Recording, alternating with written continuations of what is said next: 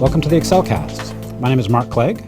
I'm the chair of the Department of EXCEL here at the University of Michigan School of Music, Theater, and Dance. I'm here with Ken Fischer. Welcome, Ken. Great to see you. Thanks, Mike. Ken is the president of the University Musical Society. He's been that for 30 years. Yeah. Started when I was an undergrad here at the university, and Ken is stepping down from that role to become a teacher for the EXCEL program. He's going to teach a course in arts leadership. We're very excited to welcome you as Professor Ken. Well, thank you for the invitation. I'm really excited about it. Well, it'll be a course really taking your experience and the wisdom you've gained over the past 30 years, the things you've done to really transform the arts here at the University of Michigan, and bring that knowledge to our students, and hopefully they'll carry that into the next generation, to their future projects. So I wanted to start here with an article you wrote for APAP, for their magazine, which is called Inside Arts, right, of your 10 leadership principles. I thought maybe that would be a good thing to start to introduce what the class is going to be about. So the first one you say is to have an overarching relationship policy, which you call ENO.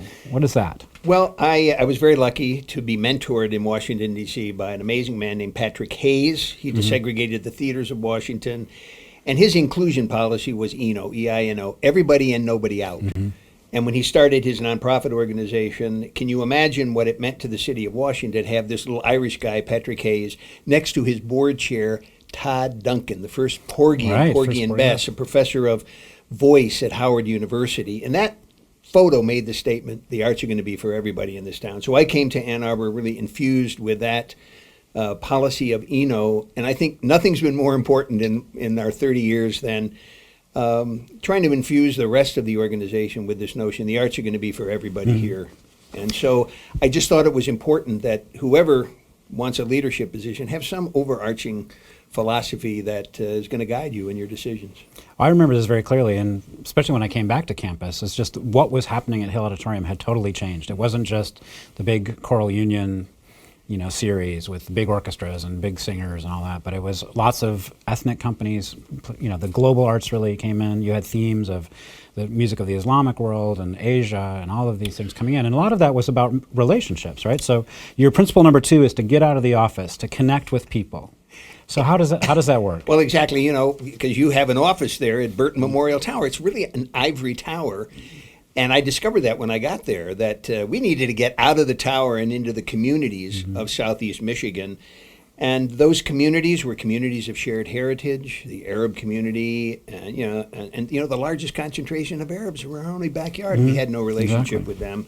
But also educational organizations, which is kind of a second community, then other nonprofit organizations, other arts organizations, corporations and businesses, all of these we needed to begin to build relationships with. So yes, get out of the tower. Management by walking around. There was a book by Tom Peters some 30 years ago, In Search of Excellence. The takeaway from there for me was walk around, get to know people, get to know the businesses, walk around the university. There was something called the Fleming Walk. So the Fleming building is the administration building. Correct. Where the university president and the provost are. And I thought it was really important to be building relationships with the executive officers. It's a 6-story building. You start at the 6th floor and you work down. You get to know the secretaries and the assistants. And wouldn't you know, one of them, I said, well, would you like to see the president? Well, I don't need to see. Well, and then I meet the president. So I've seen so many people without really having to have an appointment.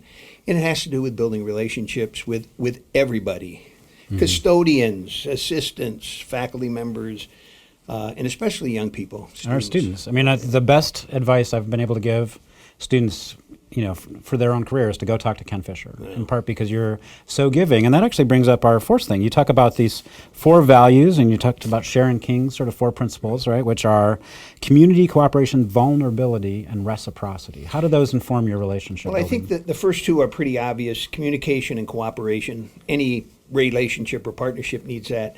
But what's less obvious is vulnerability and reciprocity as a way to behave when you're building relationships. And it means that you go with a certain humility, your ears open, you want to learn. I think the last thing that people in communities where we've had no relationship, the last thing they need to hear is, hi, I'm from the Musical Society, how can I help you? What they want to hear is, I'm so excited about the opportunity to learn more about you and to learn about your community, and let's break bread together. Let's come to understand each other's cultural heritage and that sort of thing.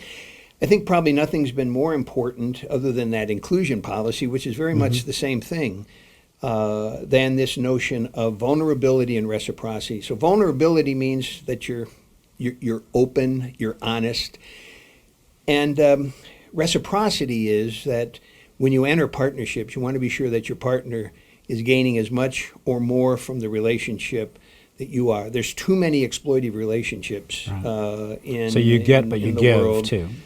Lots of giving. And you'll be amazed then it's an old principle, it's more blessed to give than to receive. I think I learned that in Sunday school, but man, there's a lot of truth to it. Helps in the arts even. Well, I think in any area of life, you bet. So that sort of connects with number 4, which is learn people's names. I know one of the things that many people are amazed with you is you seem to know everybody, and you know their names, and you make them feel like you care about them. Well, and I'm sure that's because you do, but learning their names is one of the keys. Well, just people appreciate being called by their name, and getting it right, So I just try to spend a little bit of time when I meet somebody, look them in the eye, and then repeat the name several times. And is that how you remember it? I mean, how do you remember all those names? I think it just helps. So somebody's name is Aaron. Is that E-R-I-N or A-A-R-O-N? Then they'll tell you, how do you say that last name? It's a little complicated, Skillperort, well, how do you spell that? So there are things that you can do. But the other thing is, you're about to enter a room that somebody might be next to you, and you might say, who's that woman over there with the gray hair? I should know. Then you go on over, Sally, Fish, how did you remember me? So you get help when you need it. So sure, but I think that's just fundamental. People like to be called by their name. So number 5, surround yourself with great people of talent and assemble a good team. Well, I've been so lucky, of course, at UMS that I think I've been able to choose well. You look at Michael Konjoka, 29 years with me as the artistic administrator. John Kennard in finance, 27 years. Sarah Billman, 25 years. And 3 of us were interns with UMS, including me 50 years ago. We've really developed a collective way of making decisions. We have a management team meeting once a week. But what else is interesting is that our program committee, Michael leads that but everybody is in the room. The finance guy, the marketing person. So that at the end of our work together, when it's time to announce the season, John Kennard, our finance guy, is as on top of the program, is our development people and so on. So we're all proud of, because we've been involved in building the season together. I learned from going to conferences and just asking people, who are the best people in the business to get to know. And we're in a field where they're happy to tell you. So those became my faculty. Well, yeah, you learn from the best is the next thing. Yeah. So you've asked people throughout your career, especially at the beginning, when you 30 years ago took on running an entire performing arts organization, which Mark, you hadn't done. You learned from the best. You asked people for advice. Well, and that was the key. Just asking people, who are the best in the business, writing those down, and then as I asked 60 different people in the first 6-7 months, 15, 16 people ended up being on that list, and then those became my faculty. So I was learning from the very best, and of course they became my best friends and colleagues in the business. So what did you ask them to learn from them? Did you say, hey, I need a job, and can you help me out? Or how did you start that conversation? Well, what I was asking them was, hey, tell me how you do it. And they'd say, Ken, I'm in San Francisco. I'm not going to tell you how you do it because Ann Arbor's. Can I suggest the questions you should ask yourself?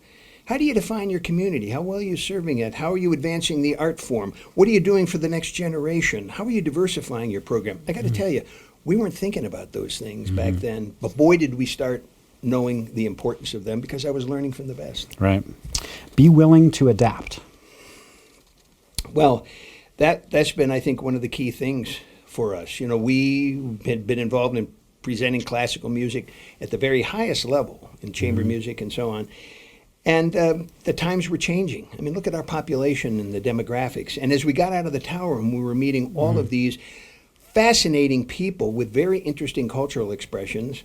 Well, the natural outgrowth of that is you want to learn and you want to present those cultural expressions. And what does that do? It brings people that haven't been there before. And they want to become engaged, in that continuum of, you come to that first concert, then you come to another concert, then you become engaged, then you might serve on a committee, and then there's how can I support? So that continuum, we've seen a lot of people along those lines. So I think you're exemplifying number 8 pretty well. Share your passion and enthusiasm. Well, why not? I mean, I look at you and the kinds of research that you do and how you've shared that with the rest of the world. And what's interesting for me is I had a background in the study of higher education as a graduate student here, so I learned a lot about higher education. Then I'm an arts guy, and then to be able to come to a university like the University of Michigan and combine those two things has just been fantastic. And so, and what's there not to love about what we do in our work in the performing arts? Well, that's definitely what gets donors and people excited about what you're doing. But I think sometimes artists are a little shy. I mean, maybe they don't want to talk about what they do and share their joy that they feel, and that's so important. Well, look at Wynton Marsalis, look at Yo-Yo Ma. Those are artists with whom we have very close relationships here, and I don't know two people that are more passionate, better educators, better collaborators, open to the world. I mean, talk about adaptable people. Just try to be like those two. Yeah, absolutely. Yeah. So serve the field, number 9. I think that's really important. It's part of get out of the tower and into the communities, and one of those communities is your professional organizations. And I have gained so much from the professional organizations I've been involved with.